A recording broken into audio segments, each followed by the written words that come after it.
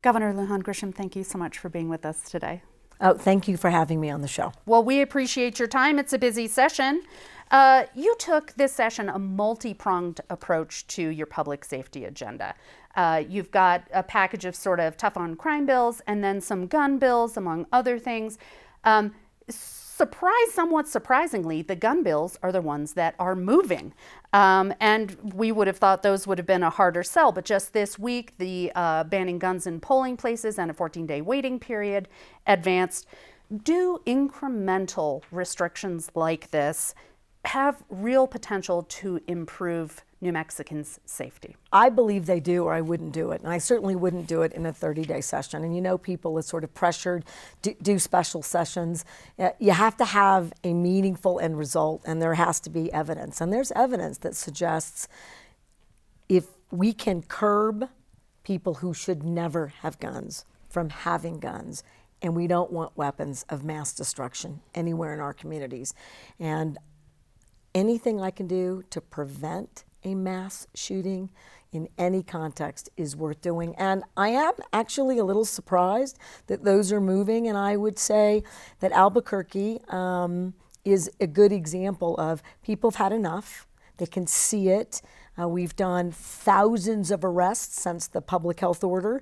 And I think people are saying, you know, I'm feeling a little bit better and safer. And the number of guns we've taken off the streets, that visual is visceral, right? You feel it. And I think that has a lot to do with this momentum.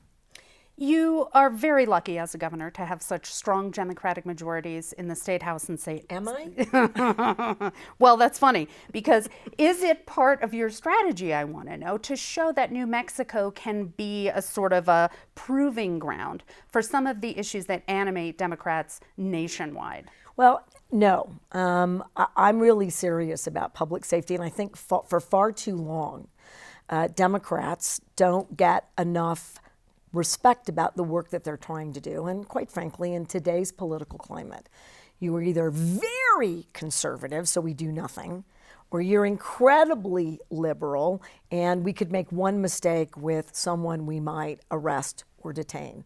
And when we're operating in those kinds of extremes, things typically don't get better and people get more hostile in the policymaking environment.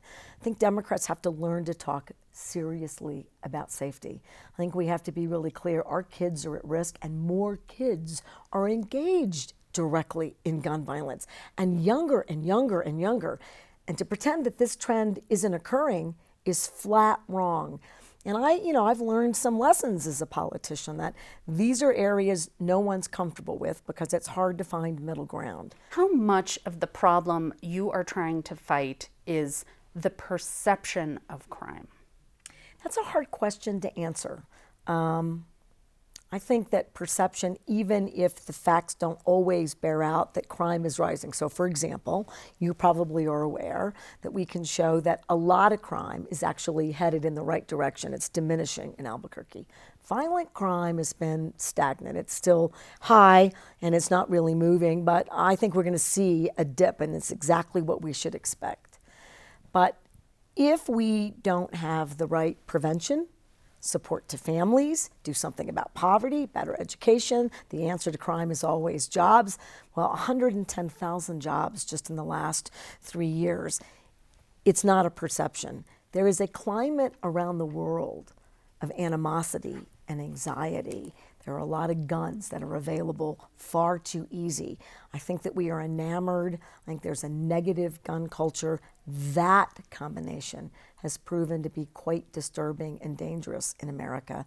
And if New Mexico, and I believe we will, if we can get on top of it and squeeze it from both ends, I think people won't have a debate about perception and what stat means this or another.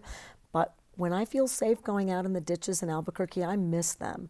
Going for a jog at 3:30, or maybe it's a little bit late, summer, 6 o'clock by myself, I'm going to feel like I'm not quite done, because that's the community I grew up in. And everyone deserves a chance to grow up in a neighborhood where they feel that safe.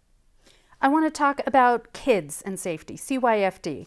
The agency charged with protecting New Mexico's most vulnerable children is arguably broken.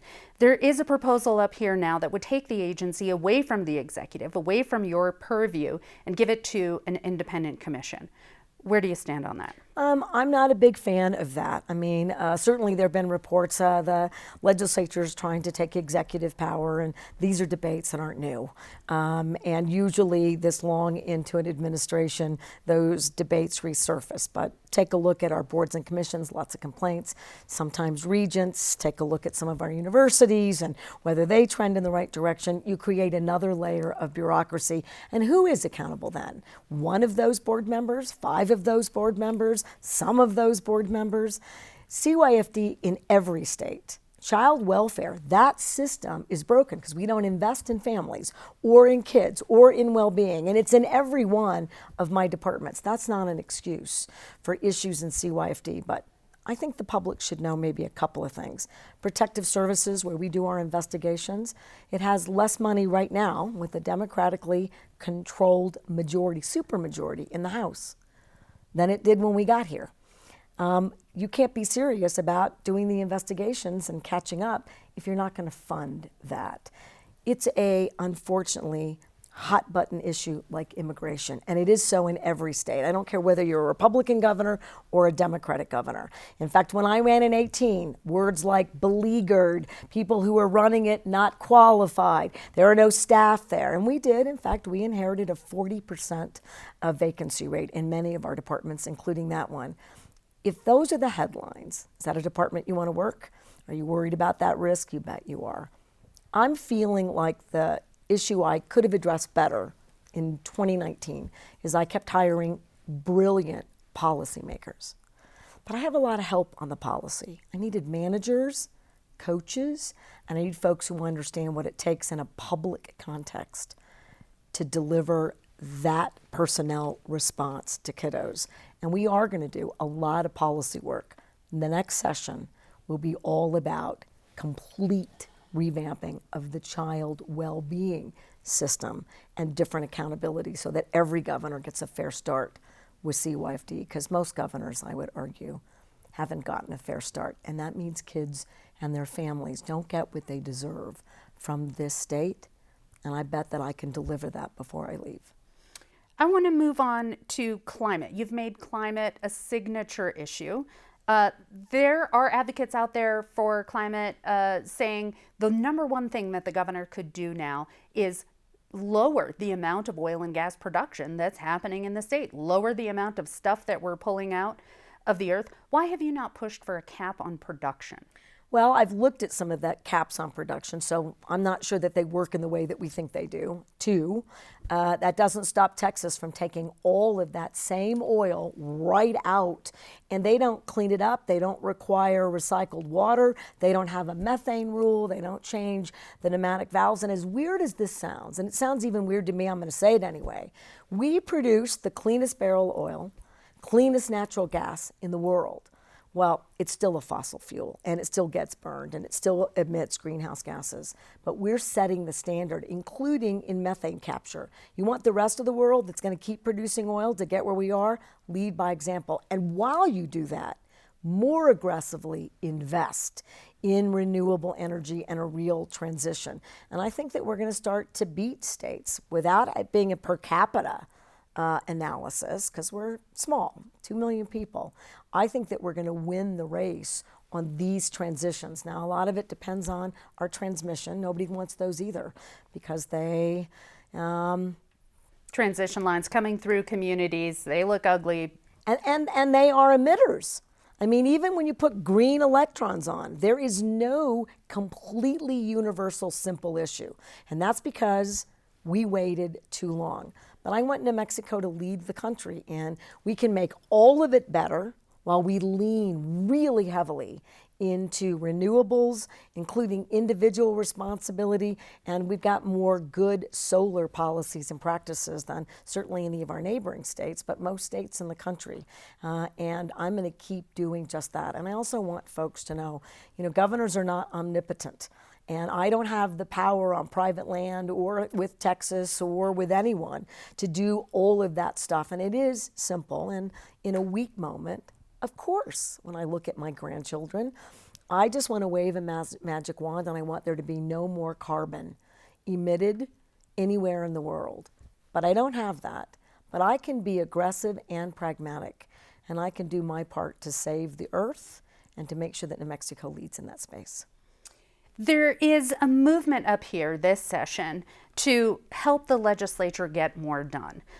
Senator Peter Wirth told us he wants three things in terms of modernization: paid legislators, paid staff for those lawmakers, and longer sessions, 60-day sessions every year. You are an ambitious leader and you had a big agenda this session. Do lawmakers need all of that to keep up with you? Right. They've managed, even so, and actually Leader Wirth said this morning, and so did at the Presbyterian prayer breakfast, the governor's prayer breakfast, that we've gotten a lot done, more than probably all of the predecessors. I have a tendency to push hard and try to get everything done. I want it all. I want perfection. And I would suspect that there's a lot of governors out there, but you worry about the political ramifications when you push too hard. And I haven't been very good about worrying about that. So I don't think you need 60 days every time because they get it done. But I don't have the pressure of trying to get it all done. And I do think that when it's fast and it's furious, it can lead to more tension and sometimes not as deliberative an environment. I certainly wouldn't stand in the way of those efforts. But the one thing that's very personal, that I don't know how they'll find the balance. These are professionals who dedicate their lives in a voluntary way year-round to policymaking. It doesn't end. No staff, they don't get paid, and it minimizes where you can work because you're voting on all sorts of issues and regulatory aspects that could affect a business that you might be in. So it really hamstrings who can be a policymaker. When we make it full-time or nearly full-time, or change it so that it's more time, and when we pay the legislators, because I think that's inevitable because these are professionals, it won't be as friendly and it won't be as inviting. It'll be a different format. Look at Congress, look at legislatures around the world. They get a little bit more complicated and a little bit more formal. And for a state that prides itself on relationships, and I have kids up here all day, every day. I love it. And I wonder if all those kids are going to get to come or if they have to make appointments. And is it really Education Day or is it some other day? But I mean, do we want it to be comfortable or do we want to get stuff done? I think you can do both. So when they become that paid, more typical legislature that shows respect to the policymakers, my hope, I probably won't be here, but my hope is they keep it informal and they keep it kind and that they remember that they did a lot even without that and they're capable of remarkable things. Before we get out of here, we're halfway through the short session. What are three things you absolutely have to have before the gavel is down? Well, I've made it really clear that this public safety agenda is serious. And while these gun bills are moving, there are others. So I want the full gamut, right? So increase penalties where they should be. It's certainly not revising the whole criminal code so that we're just doing that. And I need more money for kids, for after school programs. Those aren't funded. If you're going to really do the whole effort, I need CYFD fully funded. I need to make sure that my police retention and recruitment fund is full. It's working. We have 500 new officers. Why would you stop doing that now? I want the other 500. And I want to make sure that as we start to negotiate the tax package, that all the environmental incentives are in that tax package. And last but not least, this strategic water supply, I need to keep explaining it. I need to make sure that any of the constructive criticism about what it could do, that I do my work to convince New Mexicans. I believe in a state that doesn't have enough water, that this is a game changer that protects first and foremost consumers and families, improves the health of kiddos, and creates that real transition into an incredible economic powerhouse, and that strategic water effort will lend itself to the rest of the West and to places like Africa. And I'm really excited about that work, and taxpayers don't front a nickel, not until we get something that we want. And I'm going to fight hard to make sure that gets upstairs. Governor, thank you so much for taking the time to talk to us today. Thank you very much.